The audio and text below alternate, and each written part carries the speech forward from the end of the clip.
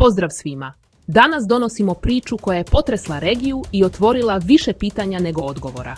Krećemo bez odgađanja. Ana je tog jutra napustila kuću sa jasnim planom. Otići iz Zlatibora do Beograda, završiti obaveze i vratiti se istog dana. Bio je to put koji je već mnogo puta pravila, bez straha i bez slutnje. Pripremila je stvari, javila roditeljima i krenula prema automobilu u kojem je čekao Aleksandar. Ništa u tom trenutku nije izgledalo neuobičajeno. Sve je djelovalo kao uobičajen studentski dan, ispunjen obavezama koje treba skinuti s liste. Ali tih nekoliko koraka prema autu promijenit će sve što je ikada poznavala. Aleksandar, vozač s kojim je tog dana putovala, bio je čovjek sa složenom prošlošću i brojnim problemima u prometu. U javnosti se kasnije govorilo o njegovim kaznama i ranijim oduzimanjem vozačke. No toga dana Ana ga je vidjela samo kao prijevoz koji joj je trebao. Bio je poznanik, netko tko je krenuo istim smjerom. Tokom vožnje, prema dostupnim informacijama, djelovao je smiren, bez znakova žurbe ili nervoze. Zajedno su krenuli na put koji je trebao trajati nekoliko sati. Taj početak nije nagovještavao tragičan kraj. Kada su se uključili na glavnu cestu, promet je bio umjeren, a uvjeti stabilni. Ana je poslala nekoliko uobičajenih poruka i zatim se okrenula svojim mislima. Oboje su bili usmjereni prema cilju, Beogradu. Cesta poznata vozačima, duga, ali predvidljiva. Ništa nije ukazivalo na opasnost. No ponekad tragedije ne dolaze iz onoga što je vidljivo, nego iz nečeg što se dogodi u jednoj sekundi, iz jednog pogrešnog pokreta, jedne loše procjene, jedne nepredvidljive situacije. U jednom trenutku, prema onome što se kasnije moglo zaključiti, automobil je skrenuo s rute. Da li je to bio pogrešan odabir puta, tehnički problem, zamor ili nešto treće, ostalo je predmet rasprava. Ana je, prema logici puta, morala shvatiti da nešto nije u redu. Cesta je postala neobična, udaljena od glavnih tokova. To su oni trenuci kada vozač i suvozač osjete da se nešto mijenja, ali je često već kasno da se situacija ispravi na vrijeme. U kritičnom dijelu puta automobil je izgubio stabilnost i sletio s kolovoza. Detalji o tome što je tačno dovelo do slijetanja nisu potpuno jasni, ali posljedice jesu.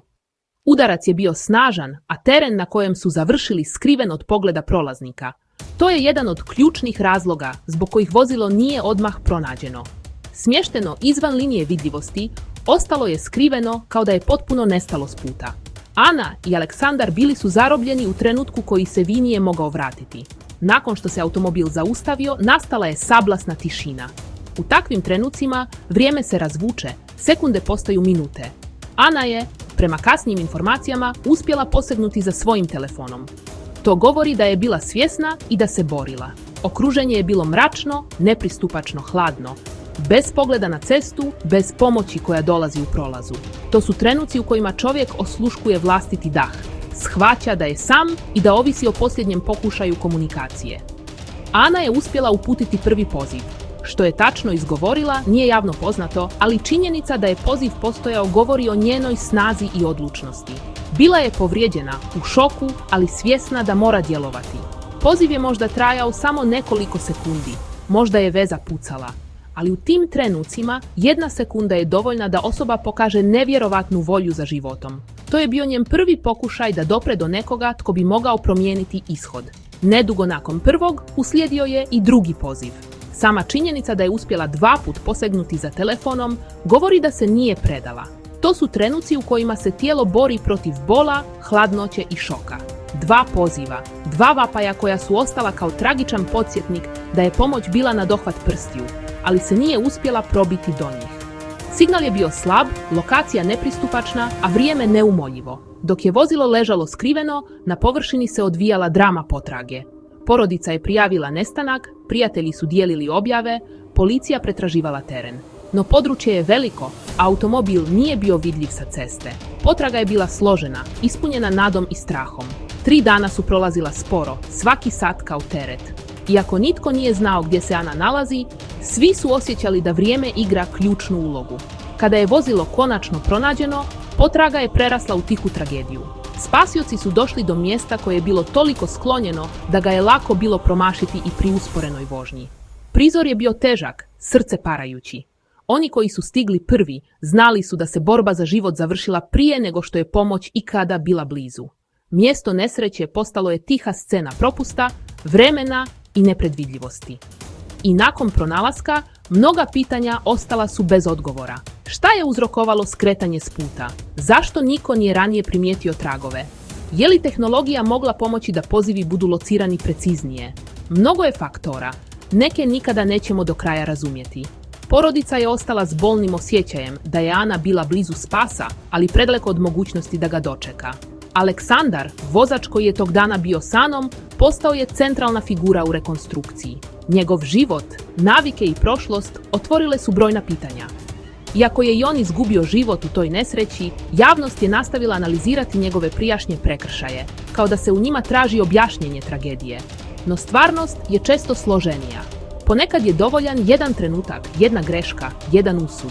Njihovo zajedničko putovanje završilo je tragično, bez prilike da se otkrije što je tačno prethodilo kritičnom trenutku. Priča Ane Radović ostavila je trag na cijelom regionu.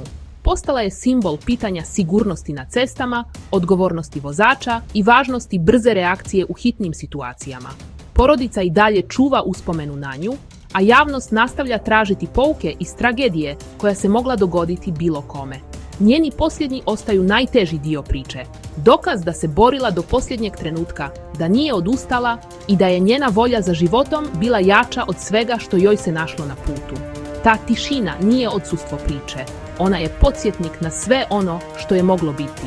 Ana je bila mlada, puna planova i snova, dok je Aleksandar bio čovjek koji je tog dana vozio put kojim su mnogi prolazili. Njihova sudbina povezala se u trenutku koji nitko nije mogao predvidjeti. To je tišina koja ostaje iza svake velike tragedije. Tišina koja nas podsjeća koliko je život krhak i koliko se brzo sve može promijeniti. Nakon što je priča obišla region, pojavili su se brojni stručnjaci, analize i rekonstrukcije koje su pokušale objasniti svaki detalj posljednjeg puta Ane i Aleksandra. Međutim, stvarnost je ostala zagonetka. Tehničari su pregledali tragove kočenja, nagibe terena, položaj automobila i zapisnike s mreže mobilnih operatera. Svaki podatak donosio je djelić mozaika, ali nijedan nije mogao dati konačan odgovor. Javnost je nastavila preispitivati sve, od kvaliteta puta preko reakcije potražnih ekipa do pitanja zašto pozivi nisu locirani preciznije. A dok su se rasprave vodile, porodice su živjele s tišinom koja ostaje nakon tragedije. Tišina koja ne daje odgovore, već samo ojača spoznaju koliko je jedan trenutak dovoljan da promijeni sve. U sjećanju ostaje ono najvažnije, da su se Ana i Aleksandar borili u svojim posljednjim trenucima, svatko na svoj način, i da tragični završetak nije umanjio njihovu vrijednost, njihovu ljudskost, niti posljednji pokušaj da se spasu. Ne zaboravite, život nema reprizu. Vidimo se uskoro.